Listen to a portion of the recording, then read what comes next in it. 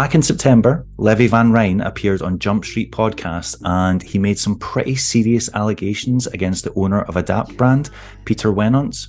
So I was trying to quit, and so I sent like Peter, the guy, a message like I want to quit and I want to talk about it. And then like he was so mad on me. He told me like I'm gonna ruin your career and I'm gonna break your legs if you like start skating for another brand. What? Yeah, like he said I'm gonna beat you up and stuff like that. How old are you? I was like 18 back then. If it's true, that is a pretty intense thing to do because, for one, threatening violence on anyone is just never acceptable, even in the heat of the moment. I know we all say things we regret, but threatening to attack someone is pretty extreme. And two, Pieter is significantly older than Levi. You know, if Levi's only like 17, 18 at the time, Levi's still a child, essentially, because most people at that age are still in secondary school. That is... you're essentially threatening a minor. Brandon Drummond reached out to Adapt to get their side of the story, and Pieter sent him an email, which he read out in a video a few weeks ago. It's really interesting, it's on his page, but it is a little bit long-winded, and there's a lot of information in there that many would argue is not actually relevant to what happened. To summarise, Pieter basically said he had a lot going on in his personal life that was affecting him on an emotional level. He said he was under a lot of strain with Adapt and just felt really under pressure. He also thinks that he went over and above for Levi by just the actions that he took to kind of nurture him and look after him, giving him a pro skate, and he feels like Levi was disrespectful and threw it in his face. But the main thing that was the issue was Pieter basically admitted that he has a temper and that he essentially admits to saying those things and threatening Levi, and basically turns around and says that he doesn't regret it and he would do it again. Levi had seen me before when something bad happened, so what did he expect with a message like this to me? I freaked out, told him a lot of things, and I would do this again if somebody would put me into a position like this. This is one of those situations where it would probably have been better to say nothing than try and clarify your side of the story. With all the drama that's been going on with other brands over the past recent years with razors and stuff like that, a lot of riders have came out and spoken poorly of razors, but the owner of razors, Andy Wagner, has done the intelligent thing. He's put his head down, he's kept his mouth shut, and razors have continued to sell. Because if he doesn't say anything, it's just hearsay. It's just one person's side of the story. They could be lying, they could be exaggerating, but what Pieter's done is Pieter's basically confirmed that what Levi has said is true, and he has no remorse about it whatsoever. And that is just really damaging for the company because it doesn't show just any kind of ability to step back and realize that what you said was just a little bit too far and that maybe you should just not be threatening teenagers. At the start of Pieter's email to Brandon, he basically says that he doesn't want to tarnish Levi's relationship or say anything that will make people think poorly of him.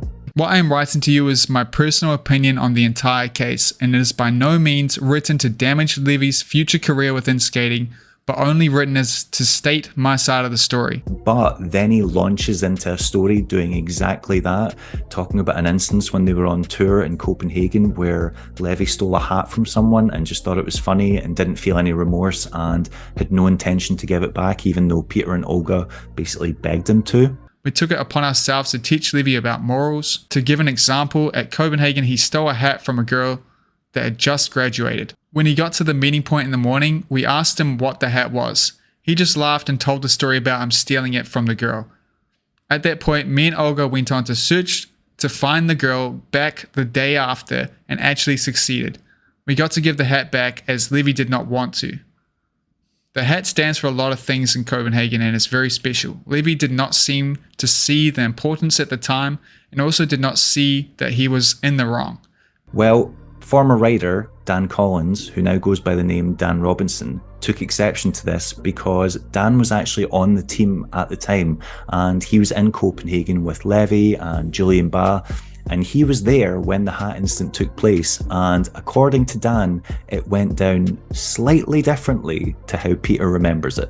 The whole hat thing, like there was in Pieter's statement, he mentioned I guess he's trying to put a bad mark on Levi's character by saying, he stole a hat, like when we were on tour in Denmark, and he told the story about it, saying that he didn't want to give it back, and Peter and Olga guided him and made him do the right thing, and that's just not how it happened. Like, I was there when this hat story transpired, and what actually happened was Levi, J-Bar, and I were out in Copenhagen cycling around. We'd had a beer and, you know, just taking in the culture, and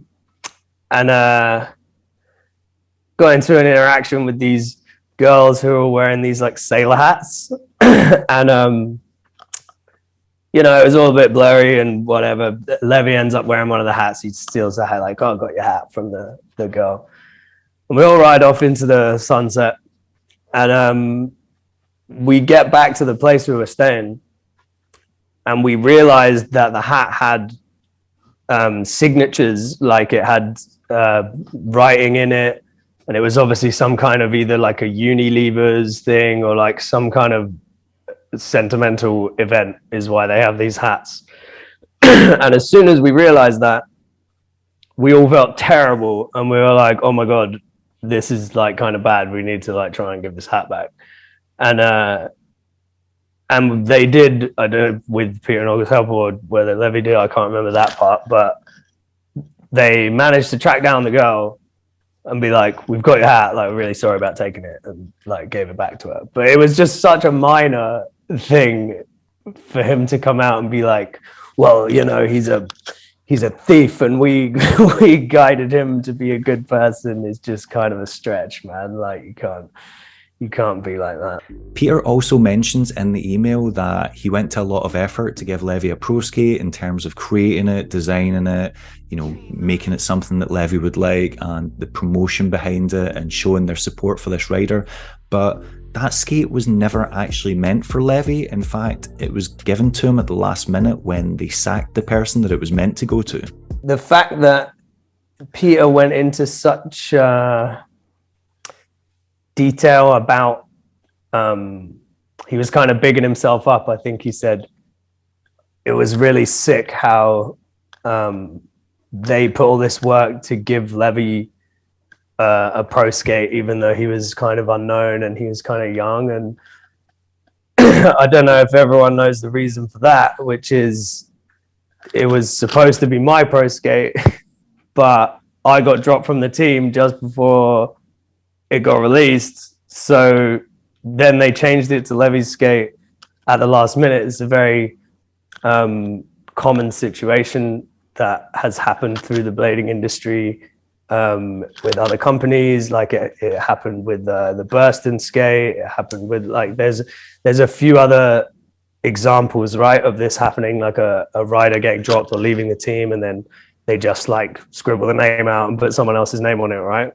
It wasn't this grand plan of Peter's to like elevate Levi and give everything to him. It was like they dropped me, and we'd spent a year or so in preparation for my pro skate to come out, and then due to the things that happened with myself and Adapt, they dropped me in, strangely, a very similar way that he was complaining that Levi left, saying, "Oh, he sent me an impersonal message," or whatever. Like, that's how they dropped me from the team. Was I was staying at their house, and then the next day I just like got an email of them telling me like, "Yeah, like, you're off the team."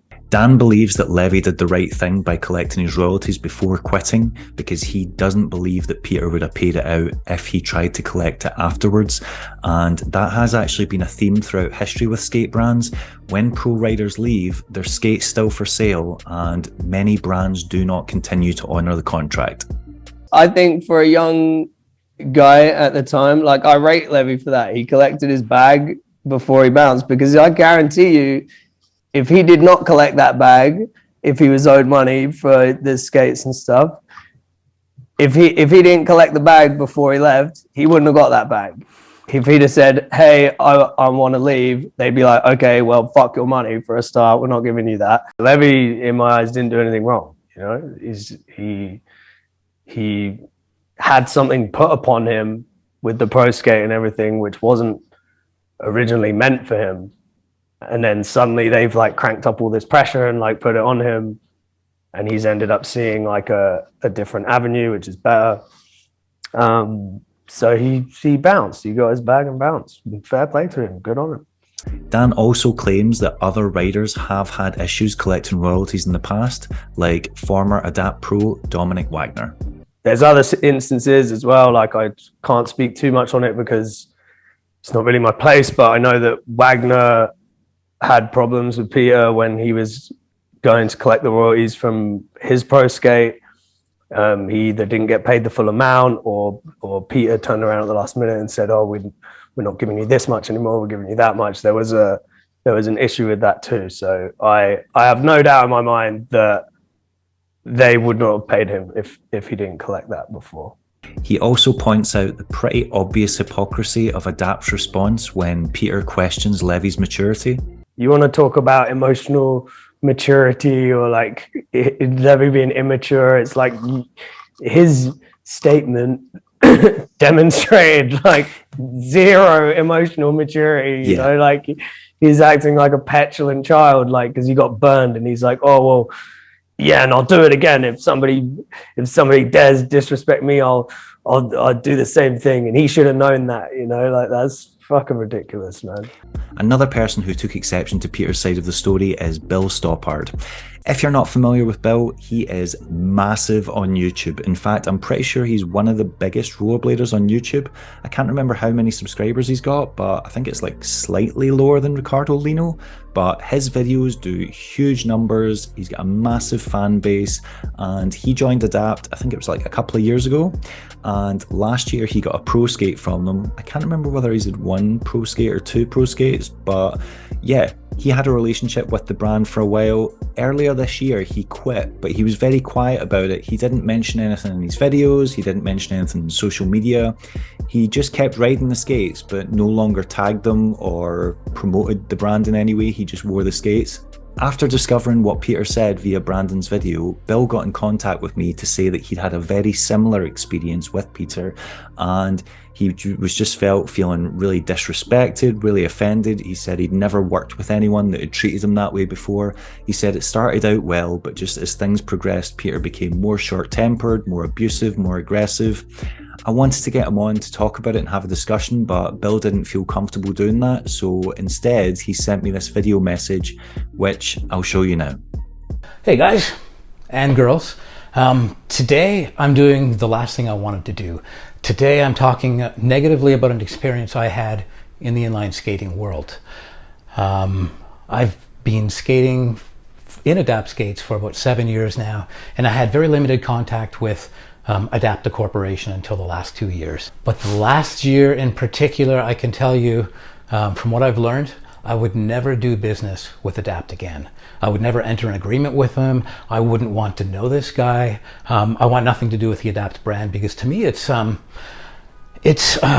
negative brand as far as the culture within the company, but the skates absolutely amazing. So I really had no desire to say anything about Adapt. I just wanted to slink off into the shadows, pretend I had no association with them in the future, and hope people forgot that I was an Adapt skater once I've got my next skate. So, but I couldn't be quiet. When I saw Peter's retort to Levy's accusations of verbal abuse, him going all the way back to finding some small incident when the guy was a teenager that makes him look terrible. If we were all judged by our worst moments when we were teenagers or early 20, wow, I would be, Peter would have like a whole 3 hours of me. So yes, I did experience profanity. I did experience gaslighting. I did experience the changing of a contract partway through to benefit them at my expense. And I swallowed it all. I took it all on the chin until it got like ridiculous, until he started speaking to me in the way that I would never accept from anybody in a room, stranger or friend. He just didn't know me well enough to swear at me, to tell me to fuck myself or fuck you. And there was a lot of Peter telling me about the difficulties in his life and how terrible things were there and how there were only two people.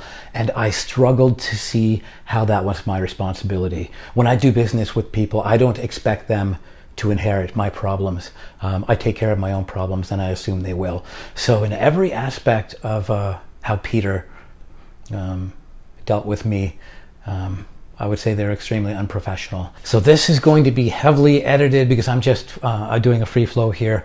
I did write something, but I didn't want to have a tick list of grievances and manipulations to corral you into the position of thinking Peter's a dick. I had great conversations with Peter. I had like 3-hour conversations about skates and the industry and his future of his dreams. But when it came right down to it, when stuff got a little thick, or when there was any adversity, the aggression was just unbelievable. I've never had an experience with any company. I've never left a job disappointed like this. To the Adapt team members, I would say, don't swallow Peter's line of, "We make you. We're the kingmakers." Adapt has very little influence. Their social networking is nil. Peter's got too much of a temper for social networking, and he wears this temper thing like a badge. So remember one thing, that you make Adapt. Adapt most certainly does not make you. The arrogance. I'm so sorry to bring you negative news about Adapt. People who like Adapt skates don't just like them. They absolutely love them. They're generally aficionados, and they know what they're doing. And I'm really sorry to tarnish the brand for you. I wanted to hold on to all my negativity and just bury it. And maybe even somehow I was retrospectively painting myself as being culpable in this situation. But everything I heard in Peter's retort was just so on course with the manipulations and the gaslighting and the displacement of blame that I went through for a few months. So yes, I'm very glad I'm not skating for Adapt anymore, but I'd be very sad not to be skating in their skates. But I've got a few pairs left. I don't even know what I want to see from this. I don't want to see Adapt cancelled. Yeah, I just want to see them stop treating their skaters like pricks.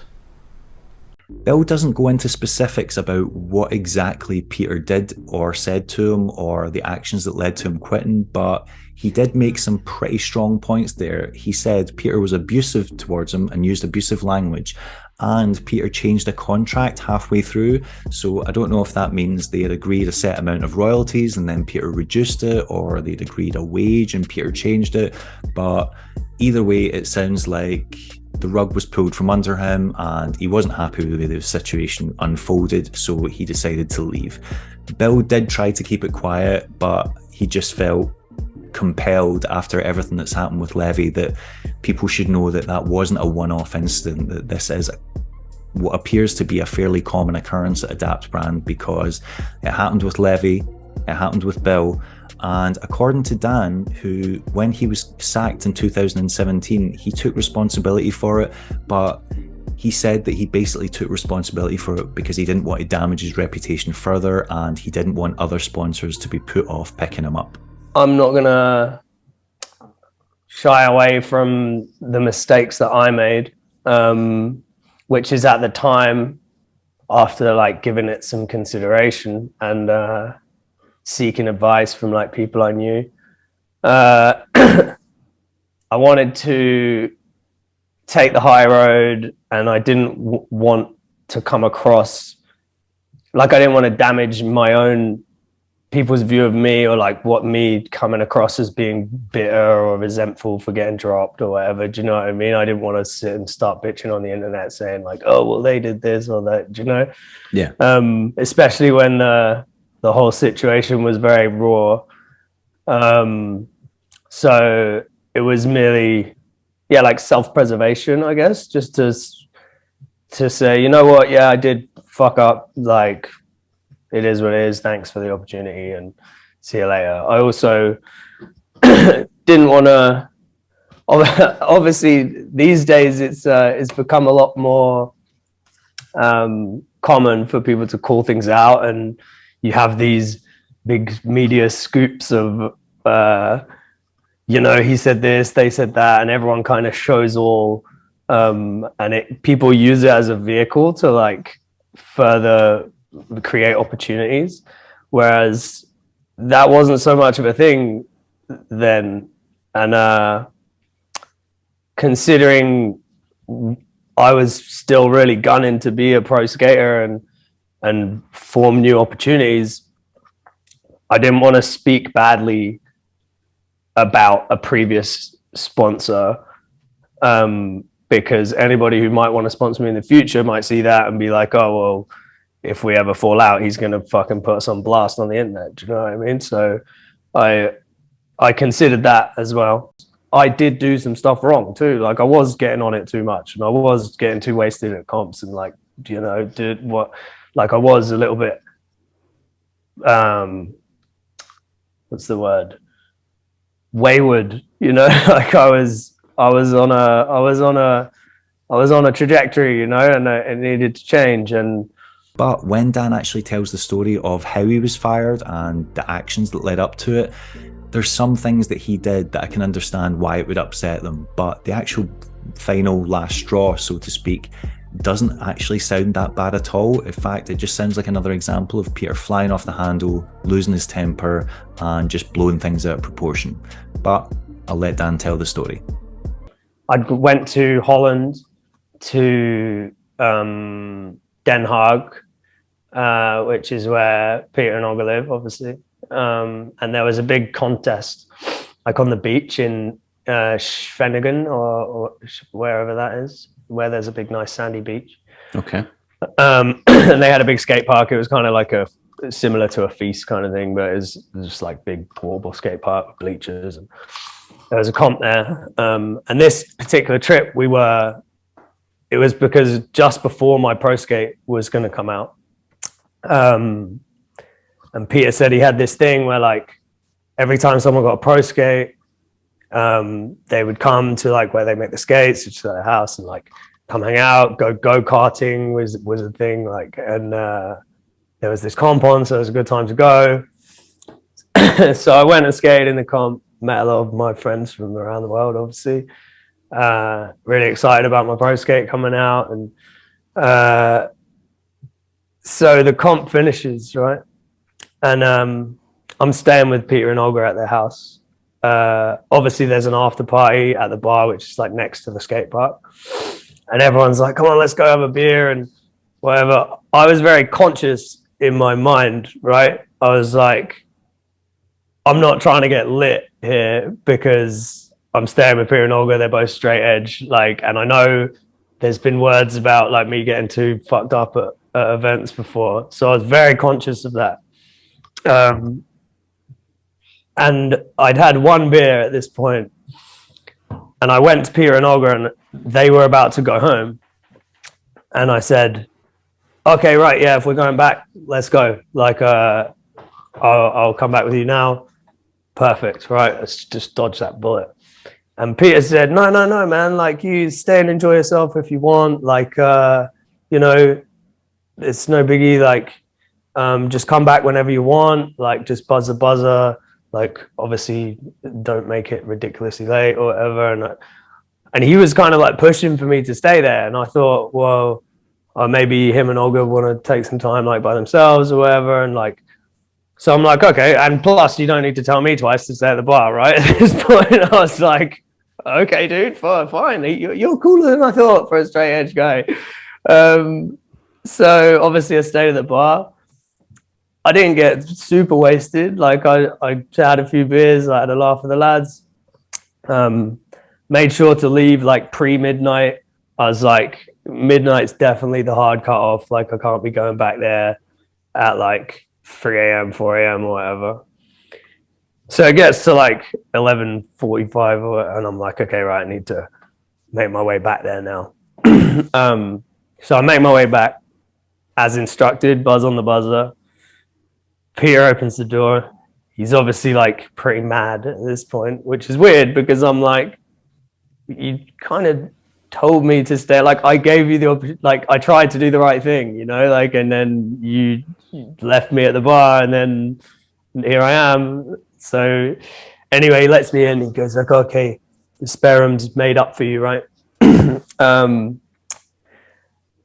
I go into the living room, sit on the couch, and this particular night was the night that there were terrorist attack bombings in London.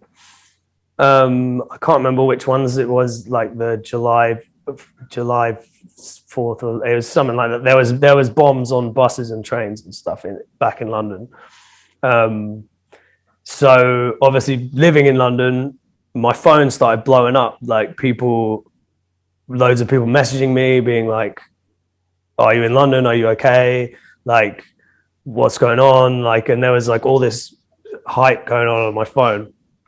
And so I was like, oh my God, like what's going on? And then I started messaging my friends who are in London being like, oh, like making sure everyone's all right, trying to find out. So this process goes on, right? And I end up falling asleep in the living room, like on the couch with all my clothes on, right? And like with my phone in my hand. And I wake up like this, like, oh God, like this. And Peter comes into the room and he is pissed. Like he's really pissed. Like he's like, what the hell? Like you're just asleep, like here on the couch, like I made up this spare room for you. This is so disrespectful. He's like, all my things are in here. Like, and I was like, what? Like kind of slightly hungover, like, what are you talking about, man? Like, and he's like, all my stuff, like my stuff. He kept talking about his stuff. And I was like, did I break something? Or like, what? Like your stuff's fine, dude. Like everything's fine. Like I was on my phone. Like I just must have passed out or like whatever. And he was like, this is good. Like he was losing it, like over his things and his stuff. And like, he was just like, you just need to go. You just need to go. And like, or he's like, me and Olga are going to go out and like, you need to go and like, don't be here when we get back kind of thing. And I was like, okay. And so they went out and I've like got my stuff together and I feel awful at this point. I'm like, oh my God, like what have I done that's like so bad? Like I looked around the house and the kitchen was kind of messy. Like I hadn't used the kitchen, right? But like they said they're under a lot of stress and like there was a lot of stuff around in the kitchen, right? And I was like, I tell you what I'm going to do because I feel terrible about the situation. I'm going to give the kitchen a little clean up. I'm going to clean up the apartment a little bit. I'm going to write them a nice note. And because I was due to go to Barcelona that day, I was like, I'm going to clean up a little bit. I'm going to write a note saying, hey guys, sorry if I like outstretched my welcome or whatever, if it wasn't cool. Speak to you when I'm in Barcelona. Thank you very much for letting me stay. I've cleaned up a bit just to help you guys out, maybe like take a bit of the stress off. And I wrote that note, left it on the kitchen counter, and off I went. And I was like, that's a good job. and yeah, so then I left, and the next I hear from them is an email from Peter just being like, you're off the team, like that's it, no more pro skate, no more nothing, like blah blah blah, there's no way back out of this, it's just that's it, we're cutting ties with you. Not even like, didn't mention the note, didn't mention like anything about anything, just like, you're off the team. Don't let me stay in the first place and don't leave me at the bar. Like if it wasn't cool for me to stay, just say, dude, can you stay somewhere else if you're going to go to the bar? Like, or whatever. Like I tried to come back at the same time as them. Another person who left the Adapt brand this year is their filmer, Cavin Brinkman. Cavin has been responsible for so many promos for Adapt. He made a load of Levy sections. He's made Adrian Deck sections. He made the Adapt team video. But earlier this year, Adrian Deck released his Pro Skate promo, and I'm pretty sure it was filmed entirely by Cavin. In fact, you can even see Cavin in some of the footage. But when it was released, Cavin wasn't credited as the filmer or editor. And since that time, Cavin's made a few nasty comments about the owners, Peter and Olga, on social media. I couldn't find them. I don't know if he's deleted them. I reached out to Cavin to ask him if he wanted to speak about it publicly. He said he does, he just doesn't want to do it yet. So can't really force someone to do something they don't want to do. But again, it seems like their relationship ended in a bad note, and Cavin definitely seems to hold a grudge against Peter. So I don't know what Peter did to him, but it's not sounding good. to be honest, I was quite surprised when all this stuff came out. When Levy's episode aired on Jumpstreet, I thought perhaps he was exaggerating and it wasn't that bad. They just had a back and forth and exchanged some nasty words. Or I was hoping that it was a one-off and that Peter would regret it and, you know, look back on that and go, I probably shouldn't have said that stuff. But when Peter sent that email, I just thought, you're really showing a lack of foresight or just the ability to step back and realize that even if Levy did do something wrong to you, your reaction to it was just a little bit too far. And then other people started coming forward and speaking out against Peter, and I realized maybe this is a cultural thing, maybe it isn't a one-off, maybe Peter does just have a short temper and isn't managing his business professionally. But that's Levy that's come forward, Bill Stoppard that's come forward, Dan Robinson, and it seems like Cavin at some point is going to speak out against the brand. They've still got a great team. They've still got Julian Ba, Adrian Deck, John Fromm. But if Peter keeps acting this way and treating riders like this, they're not going to stick around for long. I like Peter. I've had great chats with him in the past. I interviewed him and he admits he's got a short temper and he's been burned a bunch in the past, and maybe that's made him a little bit jaded and have his defences up. But if Adapt's going to continue, especially in the aggressive market when all these stories are going to come out, he has to adjust his behaviour or his attitude, because you can't just keep flying off the handle at people. You have to learn to show some restraint, and if it doesn't work out with a rider, just move on. There comes a point, right, where you have to look at the common denominator, and if there's like multiple instances of like the same people saying the same stuff, like, it's not everyone else's fault, you know, like, just man up and say, like, if he'd have come out with this Levy thing and just said, yeah, like, obviously I was really mad and like, I shouldn't have said that. I'm really fucking sorry. Yeah. Like, that was inappropriate. Levy did a lot of great stuff for us. And like, of course I would never fucking break his legs. I said it in a rage, and like, I'm a waste man for saying that because it's out of order. Then that would have been the end of it, you know. Like, I wouldn't have felt compelled to like come on here and talk to you. Like, nobody, like what he said in that Drummond thing made it 10 times worse. It just made people want to chime in, you know.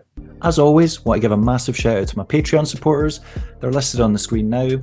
If you'd like to support me, you can do so for as little as £3 a month. It helps me make videos like this, get better equipment, better lighting, and yeah, hopefully do more things. The goal for this channel is to do platform podcast in a live setting, and I don't mean live as in live on YouTube. I mean live like an event with an audience, and make it something that people can come to and enjoy, either as part of a skate competition or as a standalone event, and your support will help me do that. Thanks for watching. Let me know what you think in the comments below.